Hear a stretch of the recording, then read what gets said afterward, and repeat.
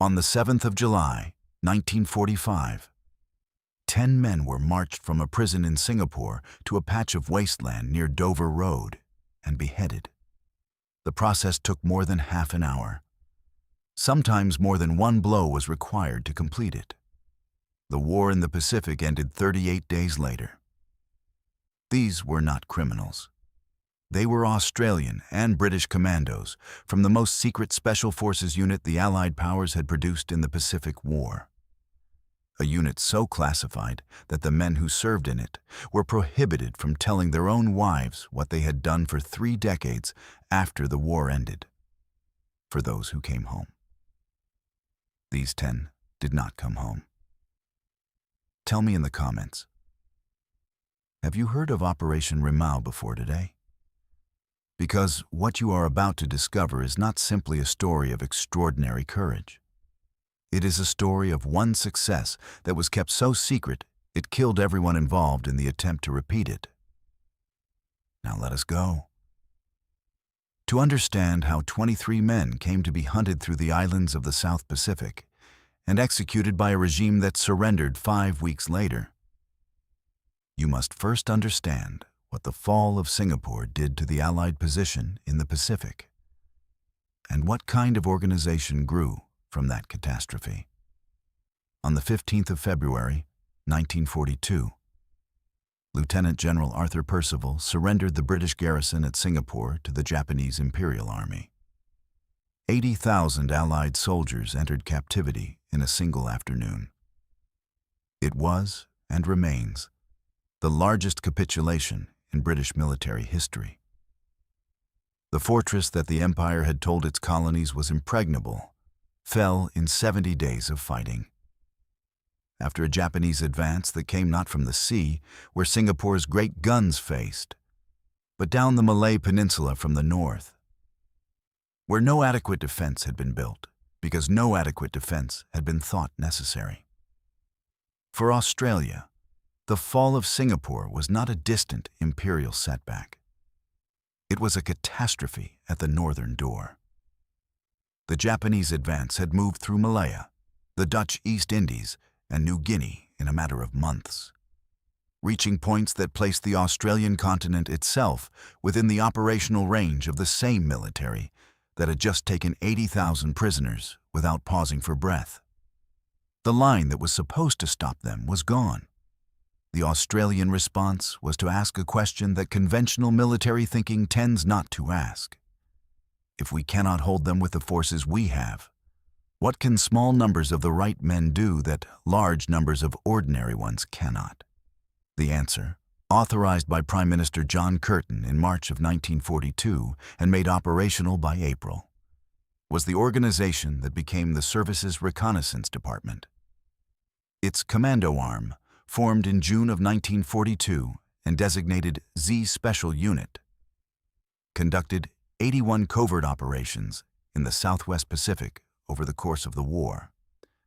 Its men were inserted into enemy territory by submarine, parachute, and disguised boat, operating in parties as small as 2, gathering intelligence, training indigenous guerrilla forces, and conducting raids against Japanese positions across an ocean that Japan had, for all practical purposes, come to consider its own.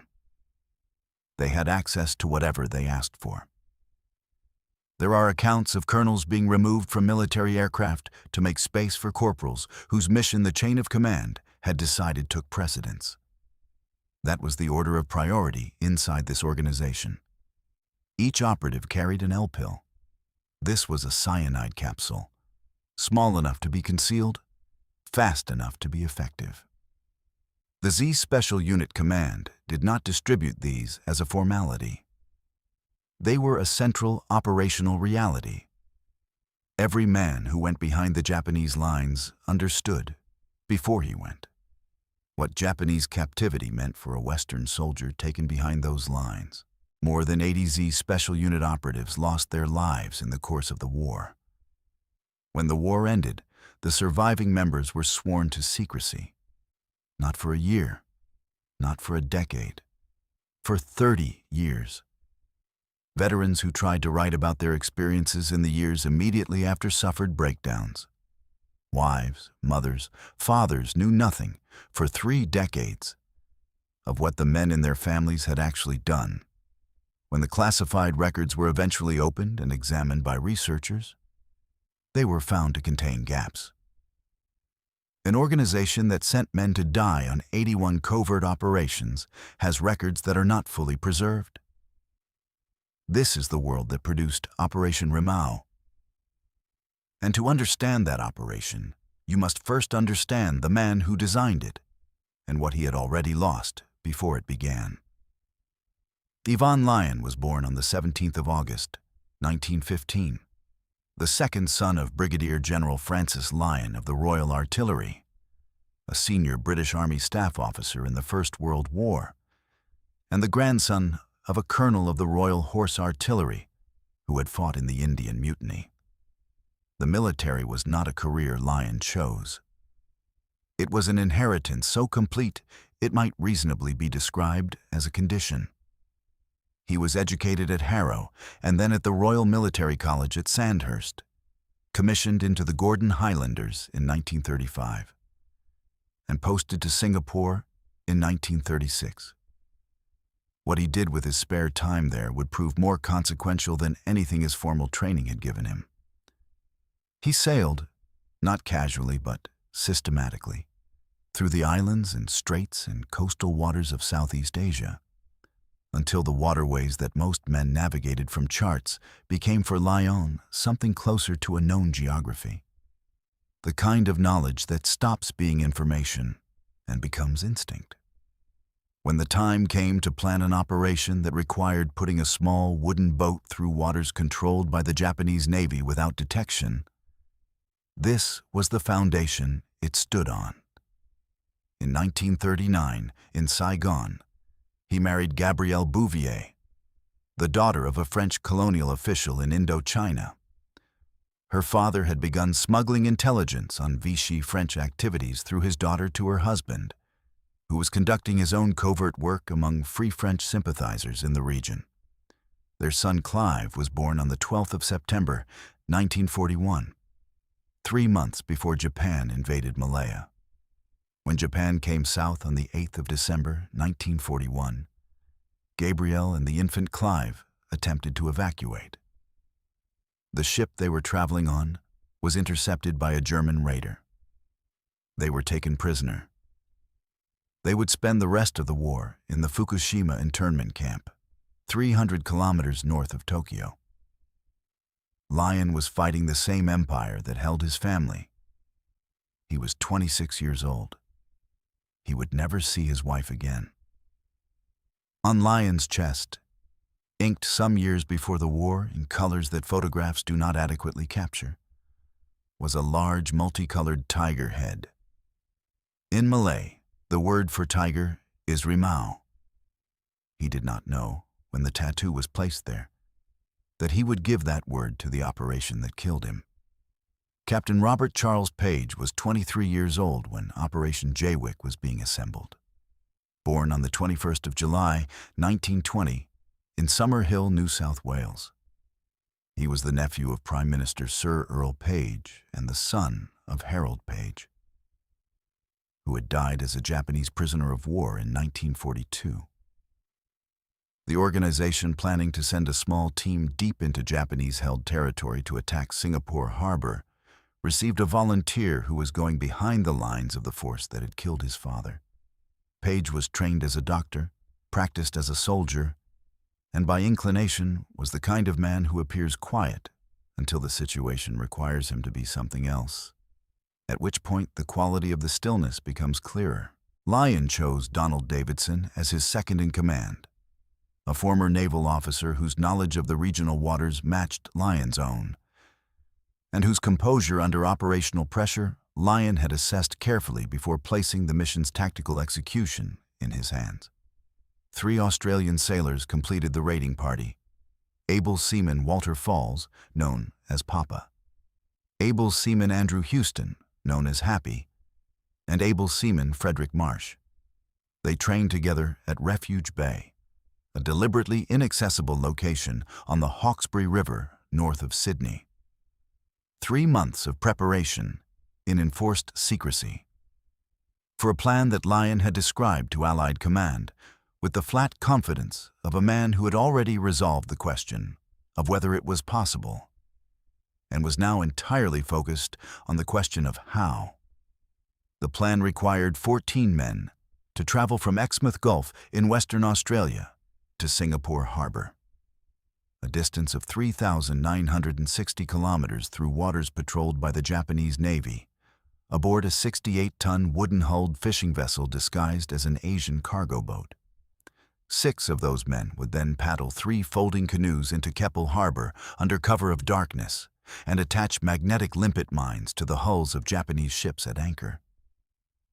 Then they would paddle back out, rejoin the boat, and sail home. The plan contained no element that allowed for being seen. A failing engine came close to ending it before a single man boarded. The crate's original German engine failed repeatedly during early preparations. The project was cancelled.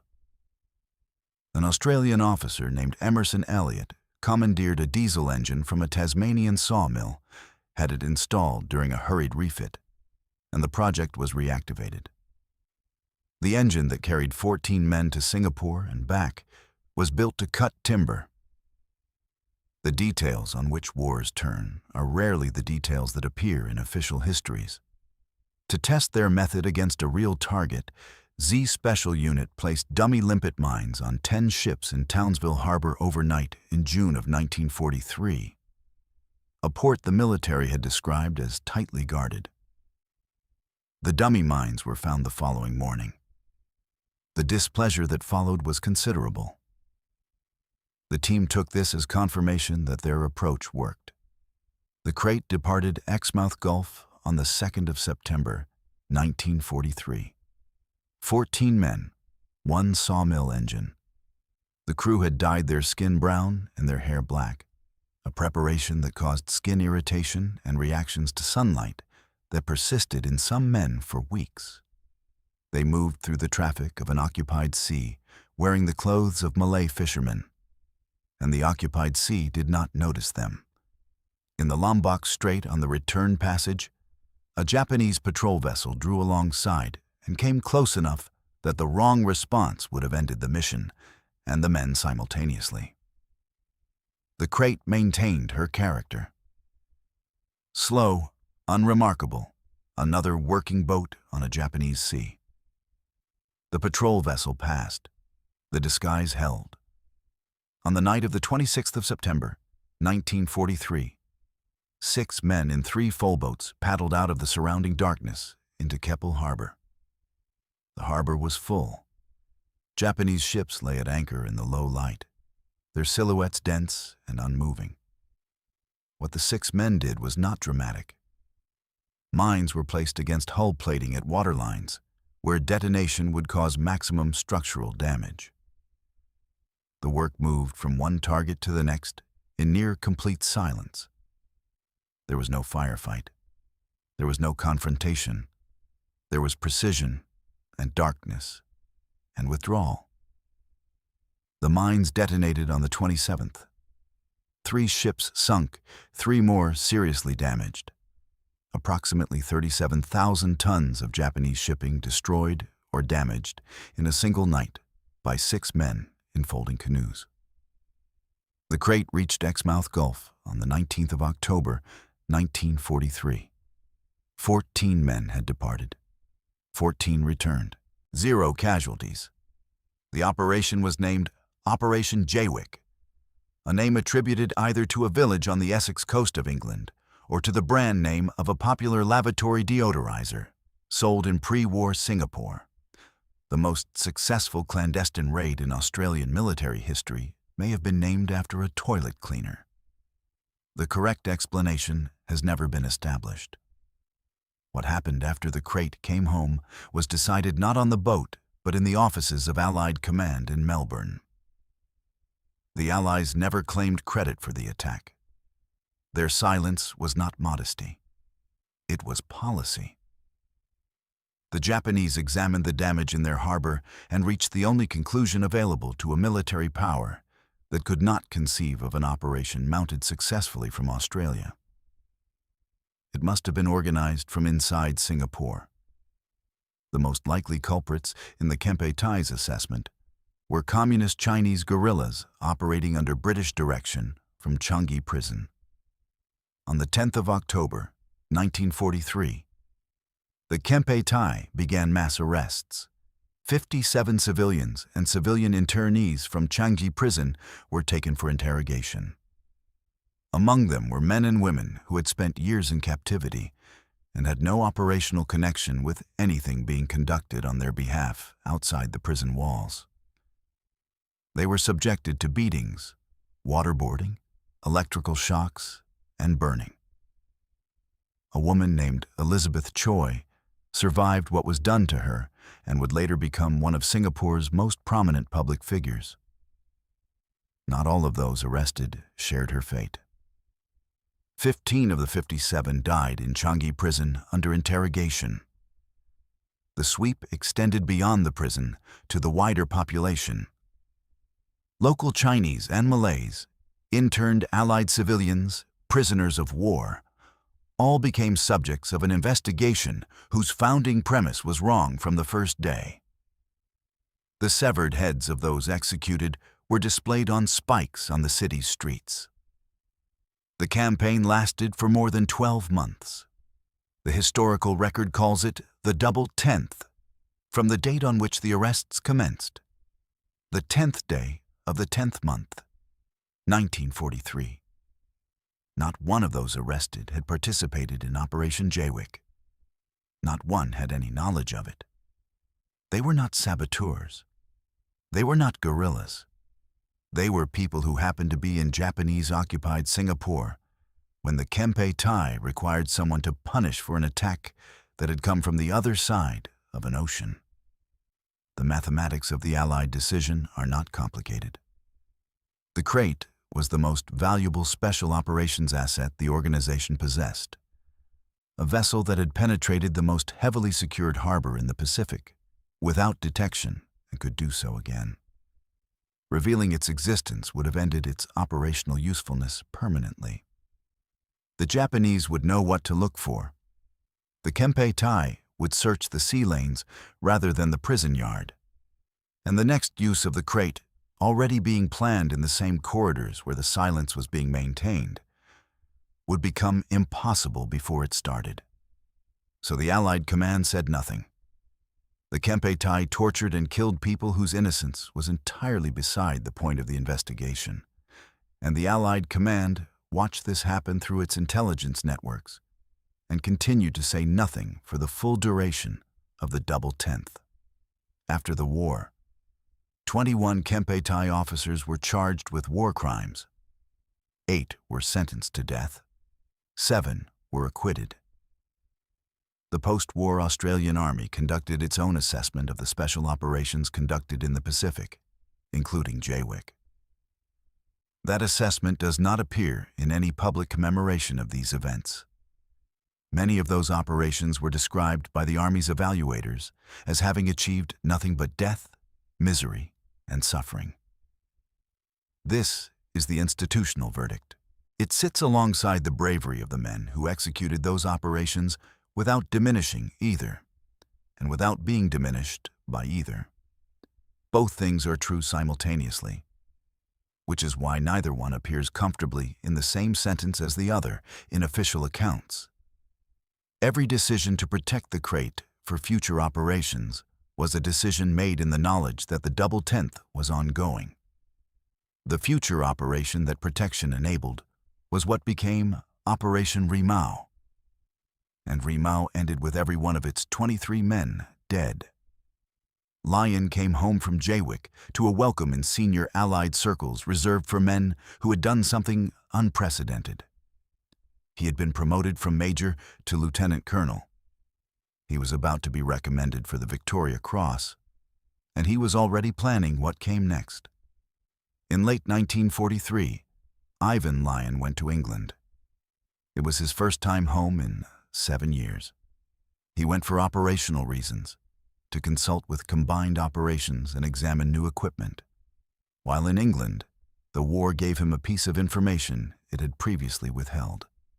His wife Gabrielle and their son Clive, intercepted at sea during the fall of Singapore and taken prisoner by a German raider, were alive. In Fukushima internment camp, 300 kilometers north of Tokyo, prisoners of the same empire he had just attacked from a fishing boat with a sawmill engine. Lion returned to Australia and began planning the operation that would kill him. The original concept was called Operation Hornbill, a plan to establish a covert Allied presence in the Natuna Islands, from which sustained raids could be mounted against Japanese naval assets across the region. The Americans declined to provide a submarine for the reconnaissance of the Natuna Islands. Resources committed to the invasion of Europe consumed what Hornbill would have required. The operation was killed before it launched. Lion pivoted to a single strike mission: one team, one harbor, one night. The name he chose was not arbitrary. Rimau, the Malay word for tiger, the word already inked on his chest. The weapon the new plan was built around was called a Sleeping Beauty. A one-man motorized submersible canoe, 3.9 meters long, made of mild steel and aluminum, driven by a silent electric motor powered by 4 car batteries. On the surface, it could travel at 4.5 knots, semi-submerged, with the pilot breathing through apparatus at 3.5. It could carry 9 limpet mines, enough to sink 2 10,000-ton ships if correctly placed. Lion had seen them demonstrated in England and returned to Australia convinced that 15 Sleeping Beauties delivered within range of Keppel Harbour could sink 30 Japanese ships in a single night and damage 30 more. 60 recruits were selected for initial training in Western Australia in July of 1944. The group was reduced to 32 for the final training phase, and from those 32, 23 men were chosen.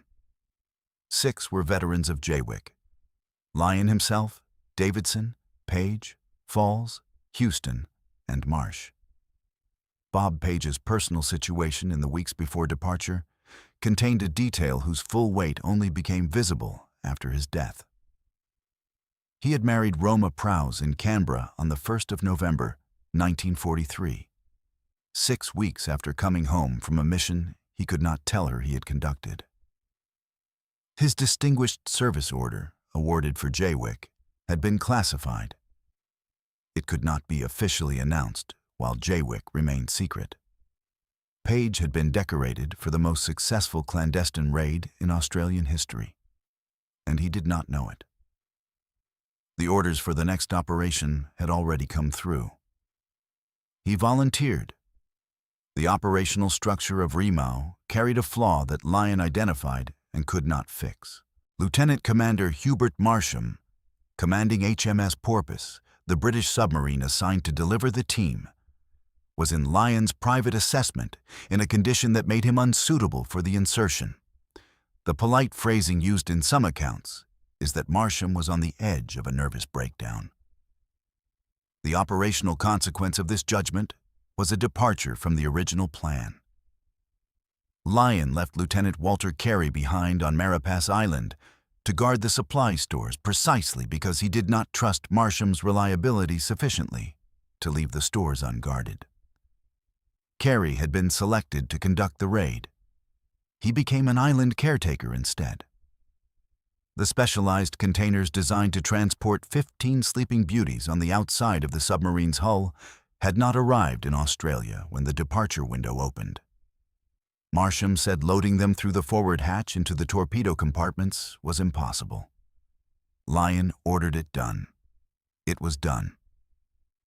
HMS Porpoise slipped from Garden Island Naval Base in Fremantle on the 11th of September, 1944, with 23 men and a submarine commander who should not have been there. The submarine reached Marapas Island on the 23rd of September.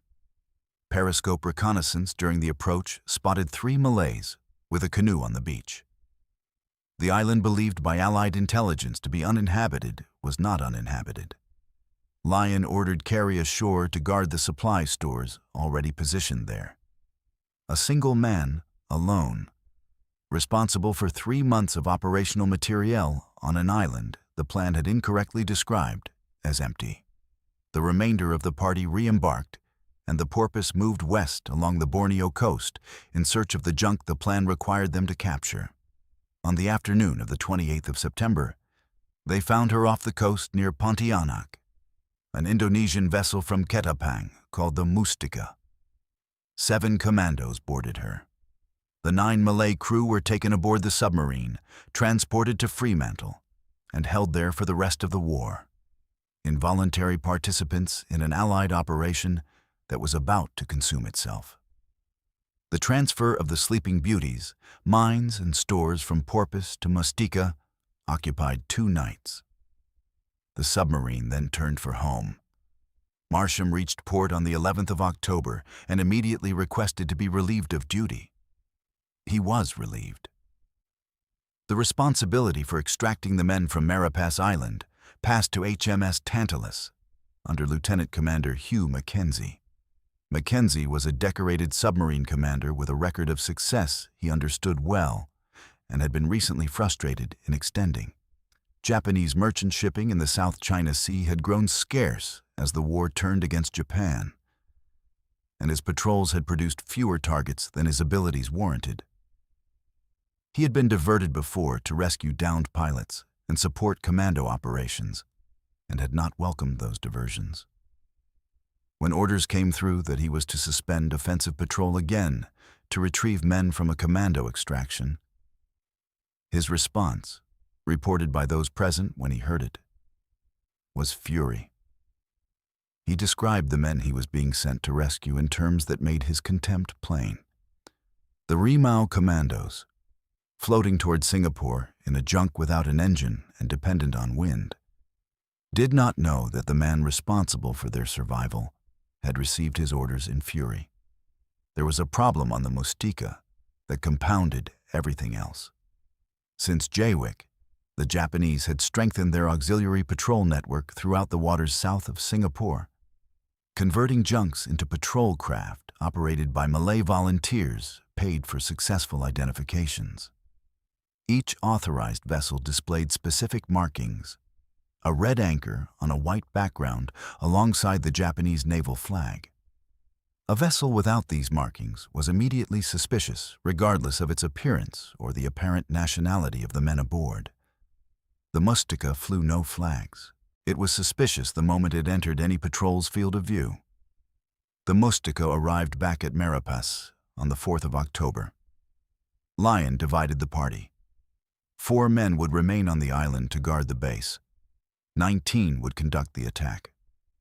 The junk headed northwest toward Singapore, carrying its men in sarongs with dyed skin toward a harbor whose defenses had been reinforced precisely because of what had happened there a year before. The 10th of October, 1944. The Mustika was in the Phillip Channel, south of Singapore, navigating waters crowded with Japanese naval traffic preparing for the Battle of the Philippines. Singapore Harbor was visible, 2 hours before sunset, 1 hour before the attack was to begin. A Malay police auxiliary patrol vessel called the Hey Ho came out of the traffic and drew alongside. Why the Hey Ho approached is not definitively established. Whether it was the absence of the required flag markings, the suspicious size of the vessel, or a sailor's face visible as the wrong color in the afternoon light. What is established is what happened next. Lyon's plan in the moment of challenge was to speak Malay to the approaching crew and use language and manner to talk his way through the inspection. One of the Australian commandos opened fire instead. The individual has never been identified. No member of the raiding party survived to give a complete account, and the specific question of who fired the shot that ended Operation Rimau before it truly began cannot now be definitively answered. 3 or more of the Hey Ho's crew were killed. At least 1 escaped overboard and reached shore.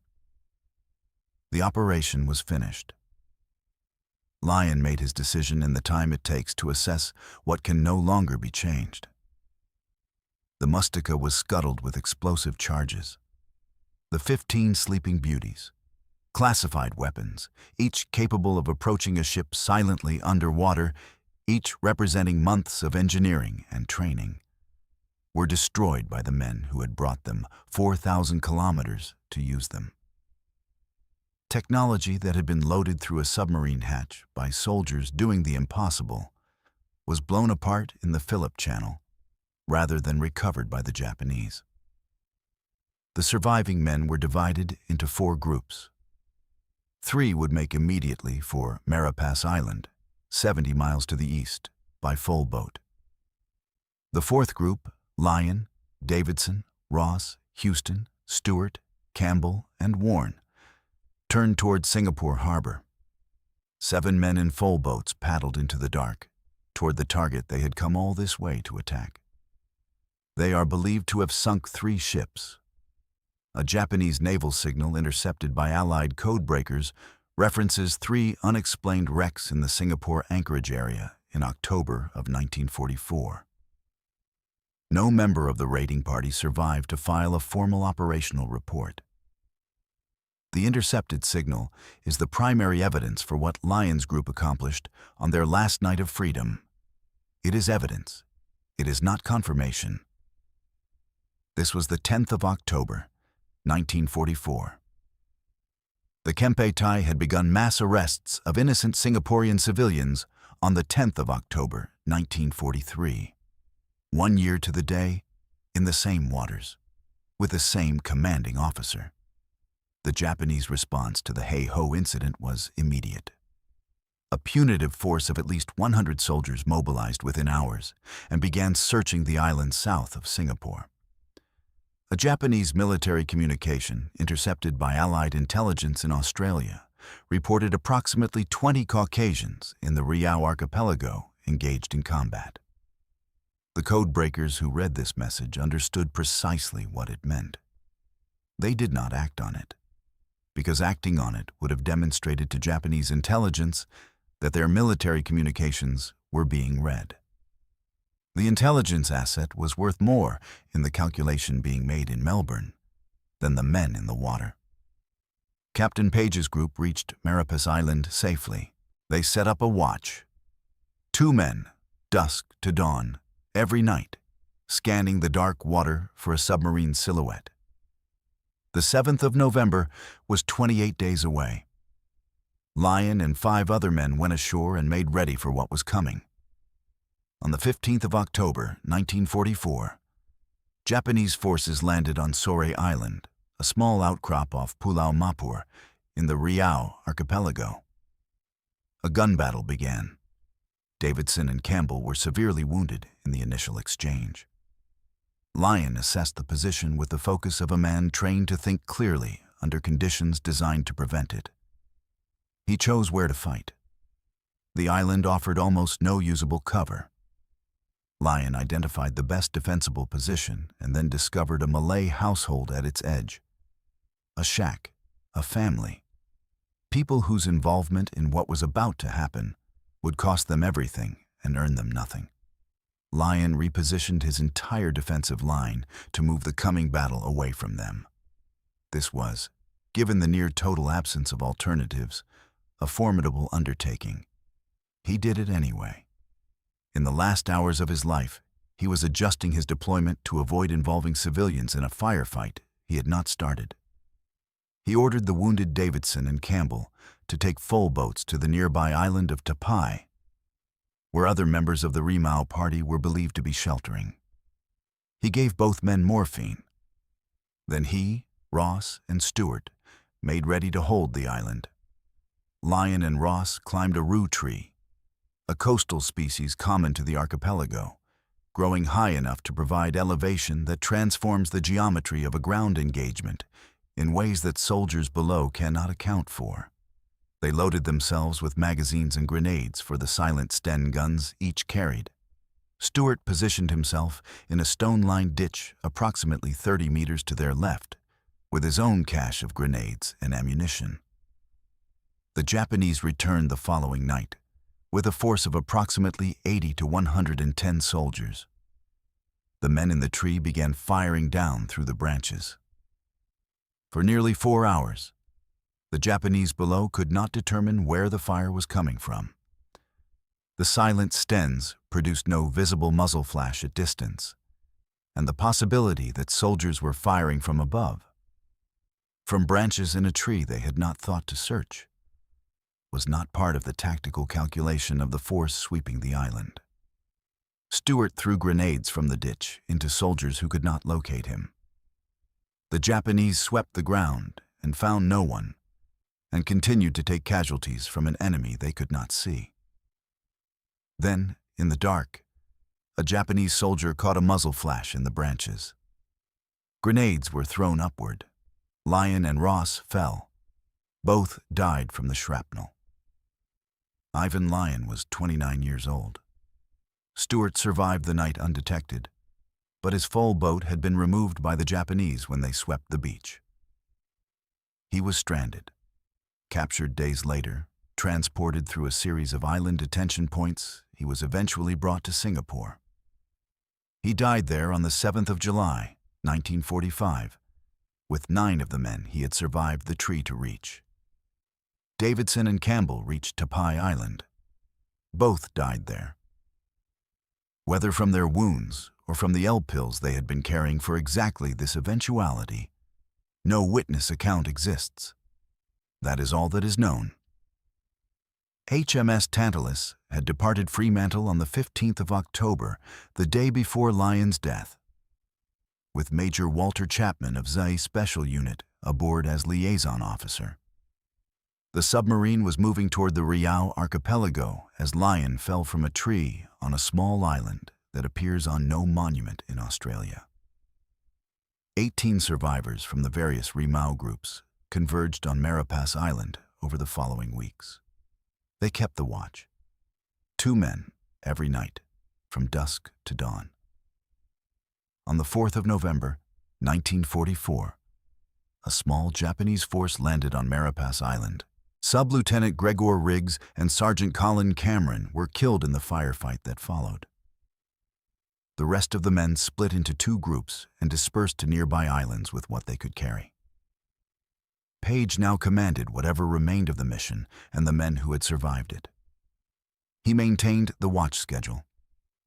On the 7th of November, 10 of the Rimau Commandos were at the designated rendezvous on Marapas Island, watching the water. HMS Tantalus was not there.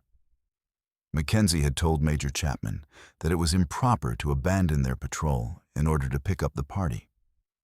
He continued hunting enemy shipping. 2 weeks after the primary rendezvous date, on the 11th of November, Mackenzie attacked a small trading vessel operating under the command of a single Japanese soldier, a few kilometers northeast of Marapas Island. He used one of his 17 torpedoes on this target. Several kilometers away, across water that separated the men waiting from the submarine built to rescue them, the watch continued. HMS Tantalus arrived at Marapas on the 21st of November, 2 weeks late, surfacing on the wrong side of the island and against his orders. Chapman and a corporal named Ronald Croton were sent ashore by full boat to search for survivors. Chapman's physical condition after weeks inside a submarine was poor. At some point during the search, Croton drew his service pistol and ordered Chapman to continue. The courage in that full boat came from the corporal. They found the camp. What they found there was the physical evidence of recent habitation, a lean-to shelter partly constructed, empty ration tins, half-cooked food on commando cookers, fires apparently kicked out quickly, empty cigarette cartons, the marks of men who had very recently been present and were no longer. On another part of the island, 3 Malays worked the coconut plantation. Chapman and Croton did not approach them. They returned to the submarine and reported what they had found. Mackenzie concluded that the operation had failed and that no further purpose would be served in returning to Maurepas. He sailed away and did not return, contrary to orders that required nightly rendezvous attempts, until the 8th of December. HMS Tantalus arrived back in Fremantle on the 6th of December, carrying 15 of its 17 torpedoes. On the 8th of December, the final deadline passed. The water at Maurepas remained empty. Page and the men with him had held the watch long past any reasonable expectation, because the alternative to holding it was accepting what holding it and seeing nothing confirmed. When the 8th of December arrived, the confirmation was irrevocable. They began to make their way home. Australia was approximately 3,000 kilometers away. They had full boats. What they could not know was that the decision to leave them had been made in part by institutions far above Mackenzie's rank. The intercepted Japanese communication about 20 Caucasians fighting in the Rimau archipelago had been read and understood in Melbourne. It had not been passed to Tantalus with any instruction to proceed urgently to Maurepas, because doing so would have demonstrated that Allied forces were reading Japanese military communications, an intelligence advantage assessed as more valuable than the men on those islands. The calculation was never acknowledged. It was never the subject of formal inquiry. The men on Maurepas did not know they had been weighed against a signals intelligence asset and found lighter. They knew only that the submarine had not come. What followed was not a single battle, but an extended dispersal. Men moved separately through Japanese-controlled waters by full boat, attempting to reach a continent that the situation made nearly unreachable. The Rimau archipelago lies approximately 70 miles south of Singapore. Australia's nearest coast is more than 3,000 kilometers away. Between those points, every significant body of water was actively patrolled by a military force, now specifically searching for approximately 20 white men in full boats. Corporal Claire Stewart, stranded on Sora Island without a full boat, was captured there and transported toward Singapore. Able seaman Frederick Marsh, who had paddled into Keppel Harbor the previous year as one of Jaywick's 6 raiders, was taken and delivered to Outram Road Prison in Singapore, where he died of malaria before the men around him faced trial. Private Douglas Warren avoided capture longer than most, hiding on islands where Japanese patrols were intermittent until March of 1945. When fever produced delirium that ended his ability to conceal himself, he was taken to Surabaya under Japanese Naval Police Authority and interrogated with a brutality that left wounds that were not treated. He died of those wounds 1 month after his capture. Warrant Officer Jeffrey Willersdorf and Lance Corporal Hugo Pace reached further than anyone. They were captured on the 17th of January, 1945, on Romang Island, off the coast of what is now eastern Indonesia. They had paddled approximately 2,000 miles by full boat through Japanese-controlled waters. Romang Island sits 350 to 400 miles from the Australian coast. Willersdorf died of his wounds in Japanese captivity in Dili, East Timor, in March of 1945. Pace died of starvation in the same facility in June. Both were buried on a hill approximately 200 meters from the prison. 11 men were ultimately transported to Outram Road Prison in Singapore. One was already dead of malaria when the proceedings began. The bodies of Sub-Lieutenant Gregor Riggs and Sergeant Colin Cameron, killed defending Maurepas Island on the 4th of November, 1944, were not found for 49 years. In 1993, with the assistance of local witnesses who had been children on the island at the time of the fighting, and had retained what they witnessed across 5 decades, the remains were located and identified. They were transferred to Kranji War Cemetery and buried with military honors in August of 1994. Those imprisoned at Outram Road Prison arrived there at different points between January and March of 1945. The conditions were not meaningfully different from those that had killed more than 1,000 of the prison's other inmates, the majority of them Chinese civilians, held on grounds that ranged from documented contact with Allied intelligence to proximity to someone the Kempe Tai had already chosen to interrogate. Starvation rations, systematic torture. From the 10 Rimau men, confessions were obtained over the months of their imprisonment. The confessions admitted to espionage. They were presented at trial as evidence. On the 3rd of July, 1945, the 10 surviving commandos of Operation Rimau were brought to Raffles College in Singapore and placed on trial for perfidy and espionage. The presiding officers were Colonel Masayoshi Towatari, Judicial Major Mitsuo Jifiku, and Major Miyoshi Hasada. No defense counsel was provided. The accused could not cross-examine witnesses. The translations given to them were poor. The confessions had been obtained under conditions that the men conducting the proceedings were fully aware of. The verdict had been determined before the proceedings convened. The Japanese military judge had already decided that the men were spies because they had been found operating without uniform. And the Japanese military interpretation of the laws of war held that combatants captured without uniform forfeited the protections those laws extended and could be executed without violation of them. The trial was not a proceeding in which evidence was weighed. It was a proceeding in which a predetermined conclusion was documented.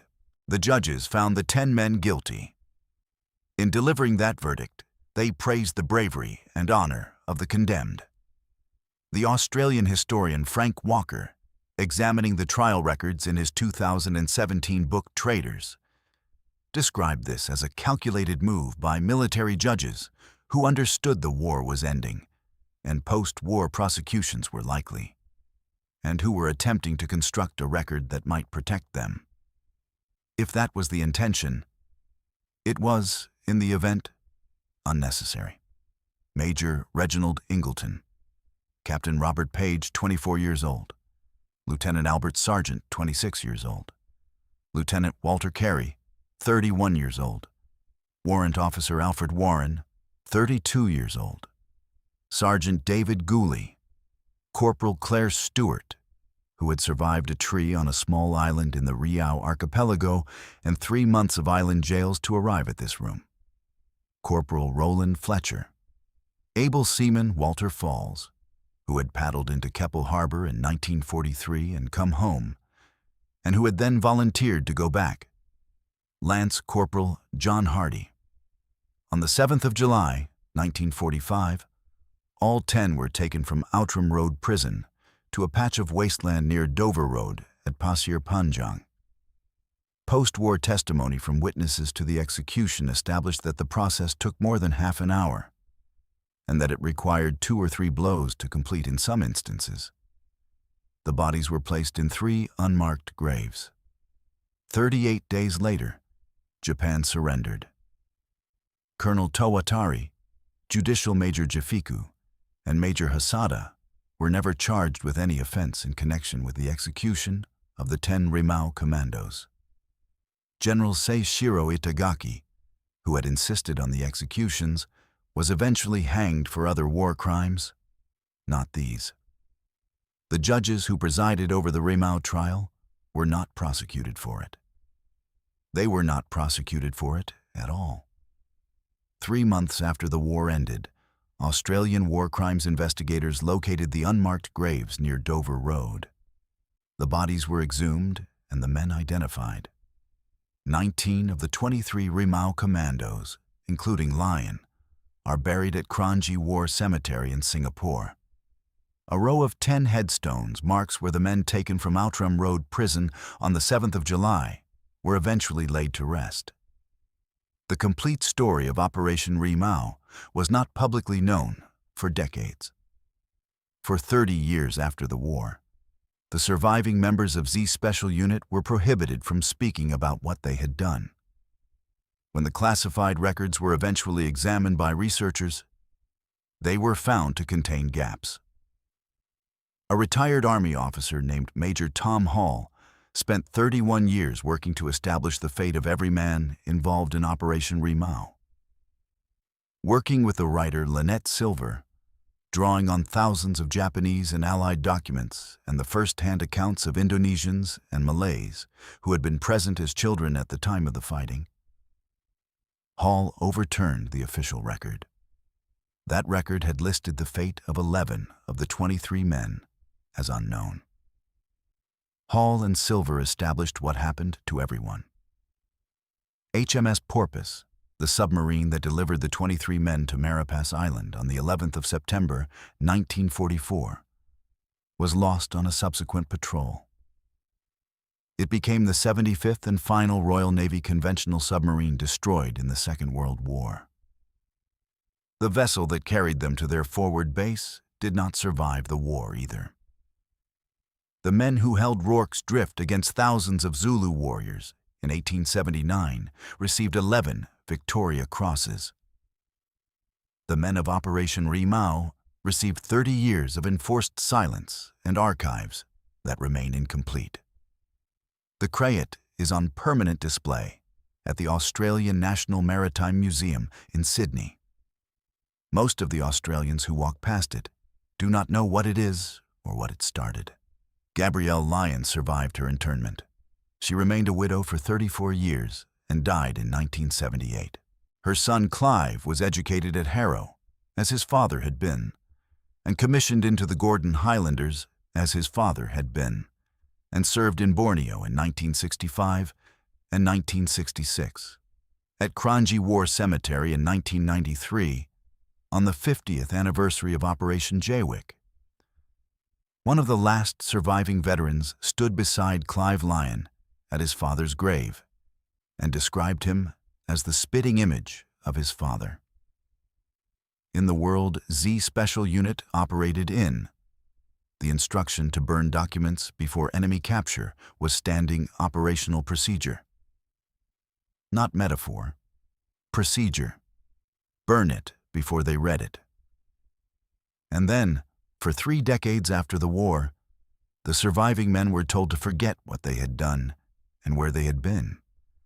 The men who could not be silenced that way, because they had not survived to receive the instruction, are buried in Singapore, in graves that took nearly half a century to find, in a war that the countries they served have never formally commemorated them for. If you believe these men deserve to be remembered, leave a comment below. And if you want to understand how the wars of the Pacific were won and lost in the space between what was officially known and what was actually happening, watch this next.